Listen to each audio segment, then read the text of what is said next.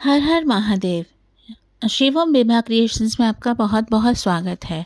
आज हम श्रीमद् भागवत गीता का महत्व समझेंगे।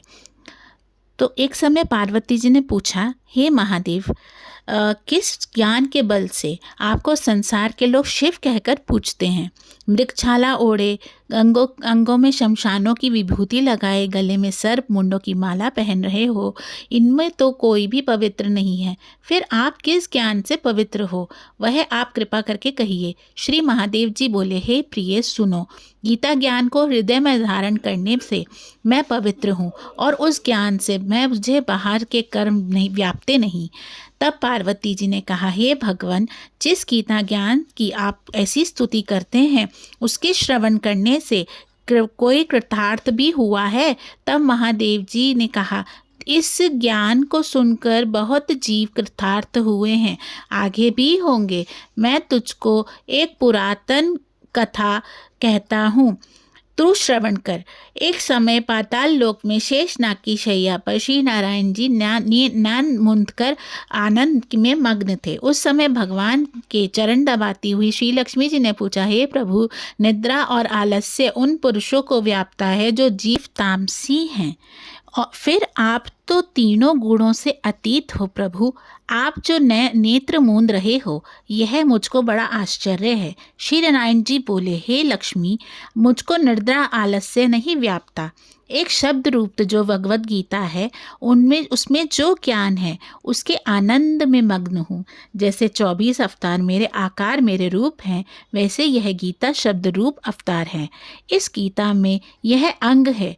5 अध्याय मेरा मुख है, पाँच अध्याय मेरी भुजा है, 11वां अध्याय मेरा हृदय और मन है, 16वां अध्याय मेरा उदर है, 17वां अध्याय मेरी जंघा है, 18वां अध्याय मेरे चरण है। यह गीता के जो श्लोक हैं, 100 मेरी नाड़ियां हैं, और जो गीता के अक्षर हैं, 100 मेरे रोम हैं।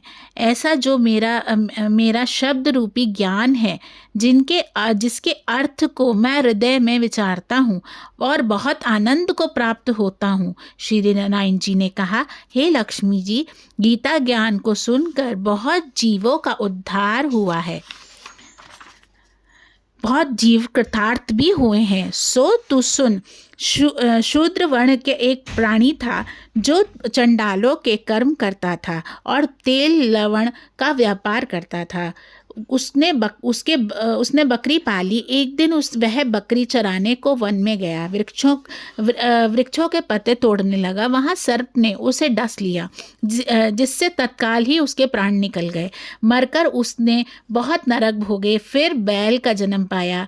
उस बैल को भिक्षुक ने मोल ले लिया। वह भिक्षुक उस पर चढ़कर सारा दिन मांगता फिरे। जो कुछ भिक्षा मांग कर लावे, वह कुटुंब के साथ मिलकर खावे। वह बैल सारी रात द्वार पर बंधा रहे, उसके खाने पीने की भी खबर ना लेवे। कुछ थोड़ा सा भूसा उसके आगे डाल देवे।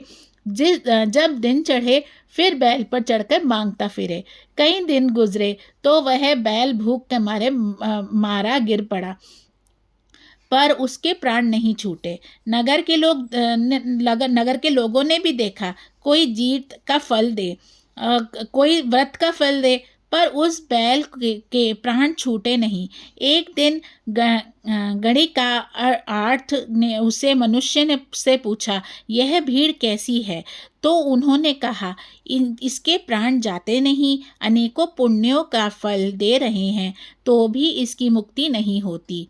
तब गणिका ने कहा, मैंने जो किया है उसका फल इस बैल को निमित्त दिया। इतना कहते ही बैल की मुक्ति हुई। तब बैल ने ब्राह्मण के घर में जन्म लिया। पिता ने इसका नाम सुशर्मा रखा। तब जब बड़ा हुआ, जो पिता ने इसको पढ़ाया तो उसको पिछले जन्म की सुध रही थी। इसने एक दिन मन में विचार किया, जिस गणिका ने मुझे बैल की योनि से छुड़ाया था, उसका दर्शन करूं। विप्र चलता चलता गणिका के घर गया और कहा, तू मुझे पहचानती है? गणिका ने कहा, मैं नहीं पहचानती, तुम कौन हो? मेरी तेरी क्या पहचान है? तू विप्र और मैं वैश्या। तब विप्र ने कहा, मैं वही बैल हूँ जिसको तूने अपना पुण्य दिया था। तब मैं बैल की योनि से छूटा था। अब मैंने विप्र के घर में जन्म लिया है, तो तू अपना वह पुण्य बता। गणिका ने कहा, मैंने अपने जाने कोई पुण्य नहीं किया। मैं और इस जन्म में तो कोई पुण्य नहीं किया, पर मेरे घर में एक तोता है, वह कुछ पढ़ता है, मैं उस वाक्य को सुनती हूँ, उस पुण्य का फल मैंने तेरे निमित्त दिया था। तब विप्र ने तोते से पूछा कि तू सवेरे क्या पढ़ता है? तोते ने कहा, मैं पिछले जन्म में विप्र का पुत्र था। पिता ने मुझे गीता के पहले अध्याय का पाठ सिखाया था। एक दिन मैंने गुरुजी से कहा, मुझको तुमने क्या पढ़ाया है? तब गुरुजी ने मुझे श्राप दिया कि तू सूआ हो जा। तब मैं सूआ हुआ। एक दिन फंदक मुझे पकड़ ले गया। एक विप्र ने मुझे मोल लिया। वह विप्र भी अपने पुत्र को गीता का पाठ सिखाता था। तब मैंने वह पाठ सीख लिया। एक दिन विप्र के घर चोर घुस पड़े। उसको धन प्राप्त न हुआ, जो पिंजरा उठा ले गए।